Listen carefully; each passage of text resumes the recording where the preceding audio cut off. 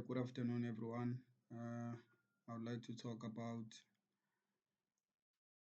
car salesmanship and friendships and all those things.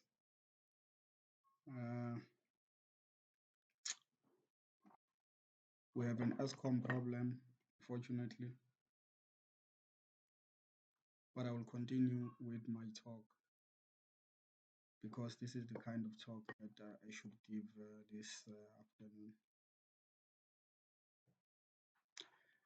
So in 2013, I received an award of 40,000 rands. From the National Research Foundation, and I thought that the best way to use it was to buy a means of transportation as a social scientist so that I can move around easily. Of course, at that time, I did not have a driver's license, so when I finally found a car that I liked, uh, was it on Gumtree? We had to go and fetch it. But before we went there, we started by going to a car salesman who tried to sell us an Audi for 40,000 rands, but then he told us that it had mechanical problems. So I saw that if an Audi has mechanical problems, then it's going to take a lot of money to fix, which I didn't have at the time. So I went with the VW option. Uh, we bought the VW in Pietermaritzburg. Uh, I was with Duduzi Zuma.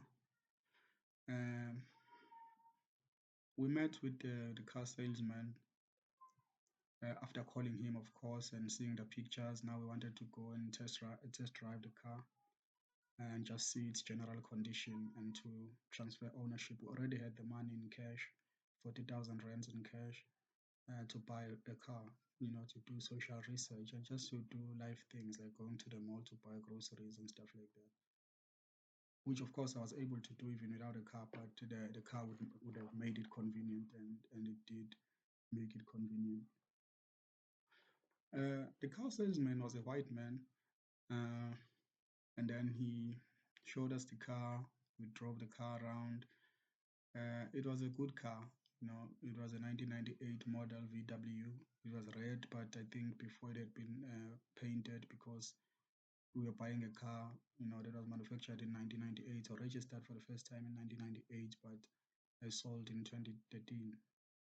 I think on the mileage it had 160 or 140,000 kilometers, which was reasonable at the time because I was just going to move around the capital city, just observing whether the moving of the capital city has actually helped the people of the Midlands uh, to be more politically involved, and to understand their newfound freedoms, as people now had representatives in parliament.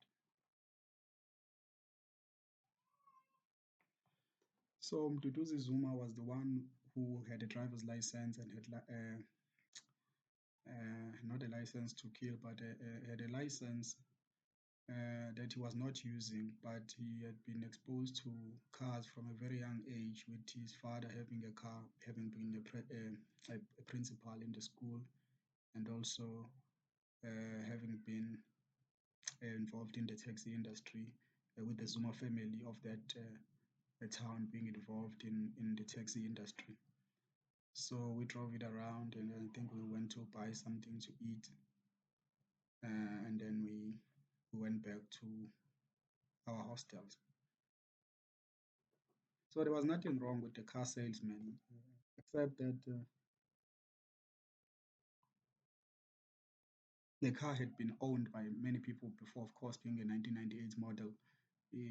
So that debunked what we generally understood at the time about white people in general, that they keep their cars and they take care of them, and then you're buying it. When you're buying it from a white person, you're buying it second hand, but actually it was not even a second hand. It was a car that had traveled uh, and changed many registrations, being an ND, being an NP, being an, changing registration posts. Yes, of course. I had a lot of accidents initially when I started driving because, as I told you, I didn't have a driver's license, so I was using suburban roads, to test drive the car. And then I took it to work for the first time once, and I hit a post, when I was trying to park the car. And Kumalo was there, and he saw everything because he was also coming in that morning. And I remember another time I actually hit Mr. Singh's gate because I was guarding Mr. Singh's building on Alexandra Road. Uh, so those were the accidents. And then there was another accident, which was a serious accident, which we had at the garage, where a man from Hammersdale actually reversed into me, and then, he tried to give me some attitude. I tried to, but it was a minor thing. He was drunk, and so we tried to talk about it. But we were very angry with him because he had reversed onto us. So we took the car, we fixed it. After talking to him for a number of times, we fixed the fender, and then we continued with life. And then there was another accident which happened when I had a steering rack problem. But the steering rack problem was fixed, and then I had uh, a tire problem, which my uncle tried to fix. And then when I tried to use the car, it I think it overturned. I don't remember exactly because I think it did overturn, but I didn't die in that accident. But I was injured. I suffered internal bleeding, which and also fractures, which I only understood after some time. But that's I'm talking about cars. There've been other accidents outside of cars. So that is the car that I first bought with my award, and we did a lot of experiments with it. Teaching many guys to drive the car and the crew, because those are the guys that I was living with at the time. Uh, Many of my friends had been victims of academic exclusions, financial exclusions, social exclusions, and just general apartheid. Living. So I had to do with what I had at the time.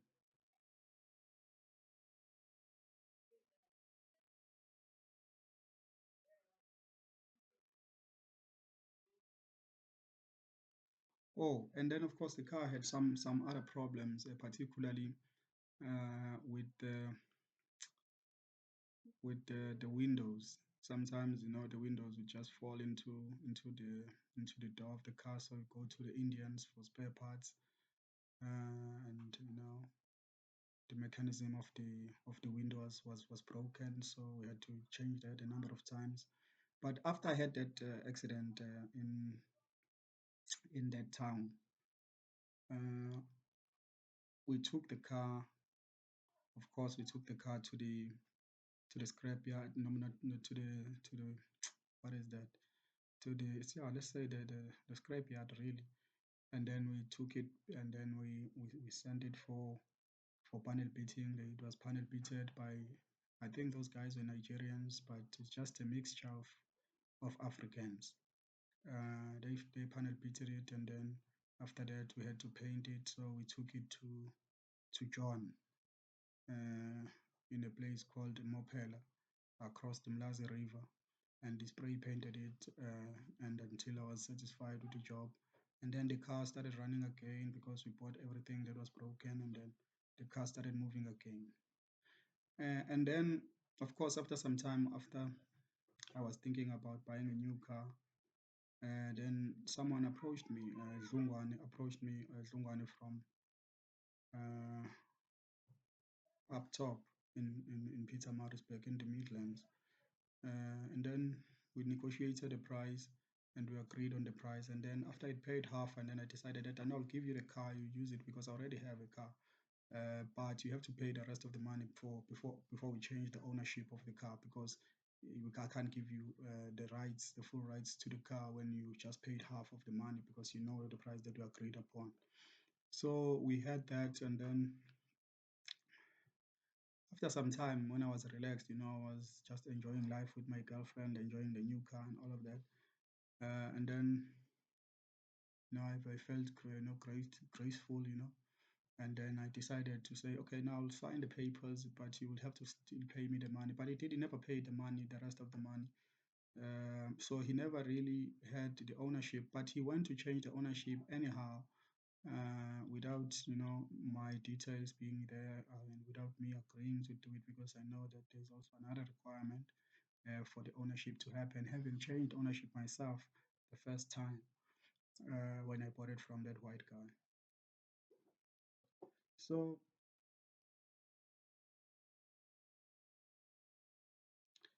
so after that, we had a big riot. Of course, now I'll just give you a brief history that at that time, when that university was still what it was at that time, because university is something that changes with the composition of the student body and the composition of the academic staff and the management and everything like that. It changes. It's a dynamic place. At that time, there was a big rivalry in soccer, but not academically, between William O'Brien and Malherbe. Um, Malherbe had a tendency of hiring hitmen to come and play for Malherbe. Maybe that's why their game will never develop to what it can develop to be. But also, William O'Brien also developed that tendency when actually William O'Brien didn't have to develop that tendency because he had more men compared to Malherbe. And Malherbe really he didn't have a place there because even Malherbe's library is in Howard College in Durban. So William O'Brien doesn't have a library, but he has many men. So that was the context there. So I sold the car to someone from Malherbe, someone who's an open enemy, in that context. But it was not an open enemy in terms of the Midlands political setup, because he comes from Dombela's stronghold himself.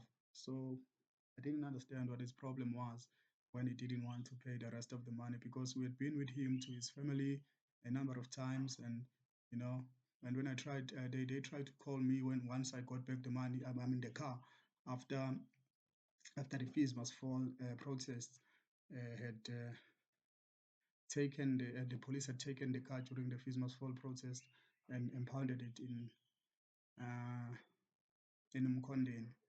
So I went to Mkonde and I collected the car because the guy had not paid for the rest of the car. And then I tried to say to him, please pay for the rest of the rest of the money, the difference. But and then I'll give you the car because I already have a car. I don't need a second car. But he never did that, and he tried to create a conflict between me and his mother, who decided to take his side, even though I explained to her that actually this guy paid me only half of the money and also changed ownership without my consent. But you know how mothers are. Some mothers are really some mothers only. And then that was the biggest issue that I had in terms of that car. And then I gave the car to my mother as a gift because it was now my car. And then I said to him, I'll pay you back the money. But then he just gave me an attitude and they said, fuck off. And then I gave the car to my mother, and then she decided to sell it to my uncle for 10,000 rands. And then we had to change ownership, and then my uncle ended up with the car at the end of the day. But I still kept my new car, which I still have to this day. Enjoy the rest of your day and enjoy the Sabbath. Of course, we are without electricity because of ESCOM issues, which are really taking us back, because this video could have been of a much higher quality, but now we have to do what we have to do with. Thank you.